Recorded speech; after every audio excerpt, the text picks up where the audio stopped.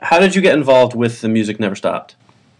Well, this was one of those lucky things where the script just came my way. I mean, I think it had gone a couple of other guys' ways before that, but when it came to me, I was deeply immersed in another project, so first my agent said, "You got to read this, and the guy wants to meet you, after work today," and I blew it off because I was trying to pay attention to the project I was doing at the time. And then when I read it a day or two later, I was so blown away by it. I was, terrified that I'd blown my chance. But it ended up working out great. James and I were able to get together back here in L.A. and, immediately, based on the script and our brief meeting, we both knew that we wanted to do this together. So it was really nice. It was one of those things. Right. Now, this is, you play a lot of dramatic roles and a lot of comedic roles, but this is sort of a different kind of drama for you. It's more of a familial relationship drama. Was it kind of a new challenge for you as an actor, or was it, just another day at work? Well, I certainly don't want to call it just another day at work. I really try to, ultimately it's just, unless it's something I'm doing, with somebody that I have an established relationship with, and it's like, anytime Jason Reitman or, Sam Raimi or the Coen brothers call, I want to do it, whatever it is. But if it's something I'm unfamiliar with, it's just always just about the script to me. And this story just, I thought the script was such a rare combination of heart and intelligence. And the story, resonated with me personally. I mean, it's almost any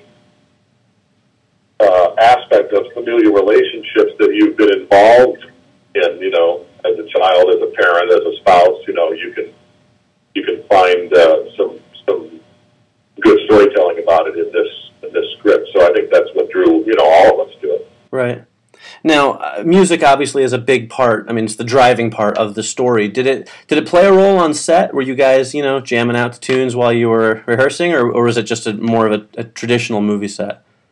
Somewhere in between. I mean, we did have a lot of the time. We had, especially in the scenes with Gabriel and me, Lou Taylor Pucci, by the way, genius actor.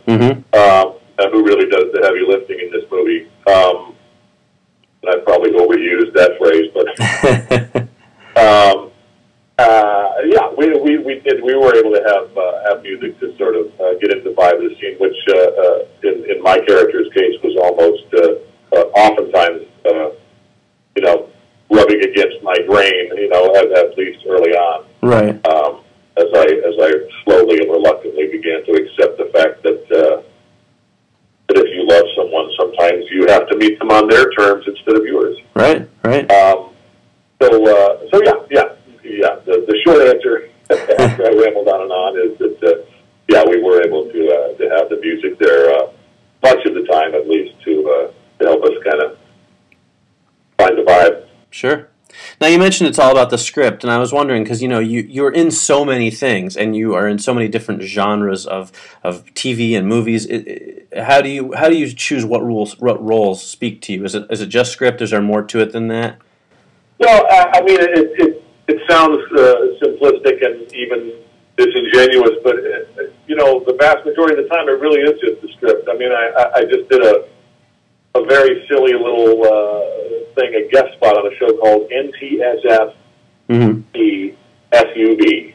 It's a cop show parody that Paul Scheer and then a bunch of funny people put together. And, they send my agent a script, and my agent knows well enough by now that I don't care, I mean, I like to make money, but, I want to do stuff that I want to do. And if it's theater, if it's TV, if it's film, if it's something that resonates with me and that fits, in with my life right now and my schedule, then I want to do it. Right.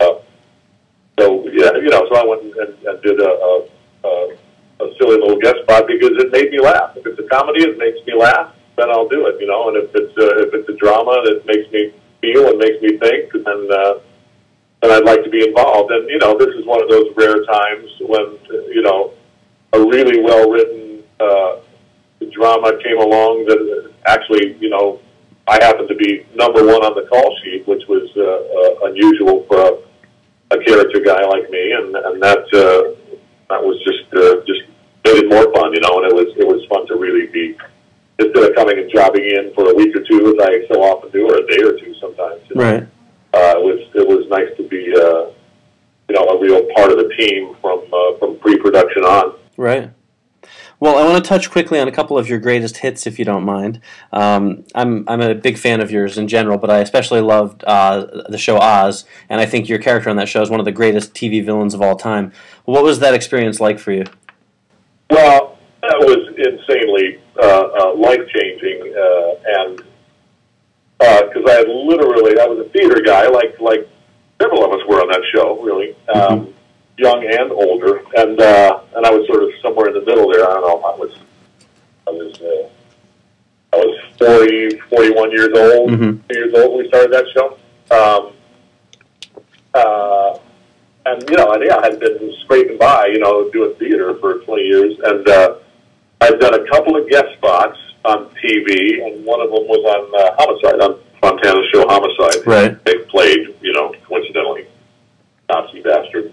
And so when they came to me with the idea of doing Oz, and they didn't even really have scripts yet, that Tom just sort of had some outlines, and he had written a bunch of the Harold Perrineau's, Augustus Hill's monologues and stuff, and he knew the general idea and some character outlines. And he came to me with this. Well, no, he didn't come to me. I was among the people auditioning for this role.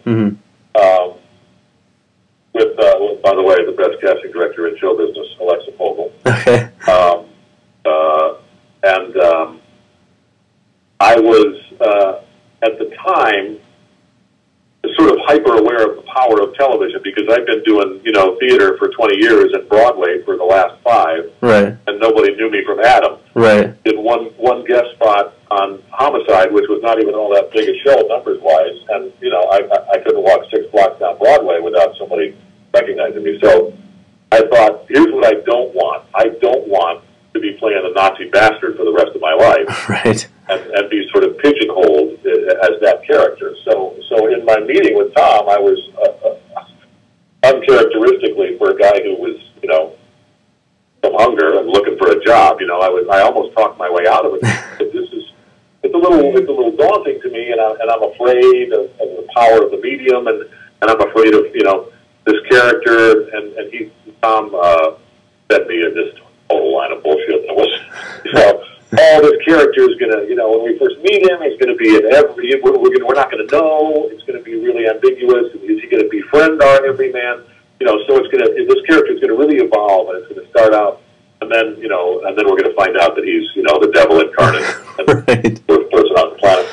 And of course, that character arc ended up taking about 25 minutes of the first episode before I was raping Beecher and branding him in my cell. Right.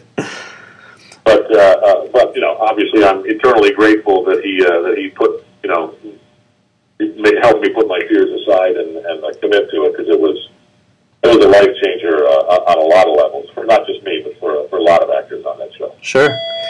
And then now from there you went basically some really big roles, obviously, in like Spider-Man and Juno, which were comedic roles more so. So was it difficult to make the transition, at least in the eyes of the public or casting directors?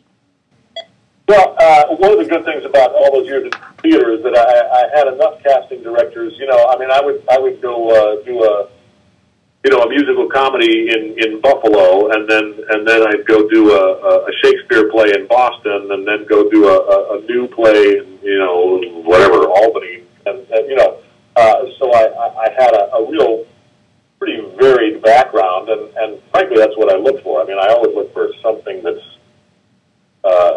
somewhat different from what I just got done doing. You know, I mean, I'm not going to be looking to play, you know, a police chief on my next, you know, right. next long-running TV show. Right. But I think I'm digressing. I don't even remember exactly what your question was. Just about switching from like drama to comedy in the public eye. You know, you went to very high-profile comedic roles with J. Jonah Jameson and Juno's dad. Well, I'm just glad that enough directors and casting directors have given me those opportunities. I frankly don't really know the right way to phrase this without sounding like an ingrate. I mean, I don't look at a script and think how will I be perceived by the public in this role. I think it's a role that interests me. Right. And and as far as my public perception, I hope that it's just as a guy that is trying to do good work and be involved in good stuff. And if it's a comedy, hopefully I'm making people laugh. And if it's something more thoughtful, then hopefully I'm making people think and feel. Right, definitely. Well, I know we're running short on time, so let me just get you one more question. What role do you get recognized for the most? Well, unfortunately, it's not The Music Never Stops because not enough people saw it. But maybe they will on DVD. Mm-hmm. Although I must say, there certainly have been people stop me on the street for that one too. I guess there are a lot of them at this point. I mean, there's still a lot of Spider-Man. There's still a lot of Oz and Law and Order, and the closer now that's a big one. Surprisingly, one of the ones that's towards the top of the list is a movie I was in for about 5 minutes, which is Burn After Reading. Oh, right. They get you'd expect people to stop me for Juno because, a billion people saw it and I had a lot to do in it, but I actually get stopped a lot for Burn After Reading, too. So there, it's like an 8-way tie. There you go. Well, great. Well, thanks, J.K., for taking the time to talk to me. I really appreciate it. Yeah, it's my pleasure.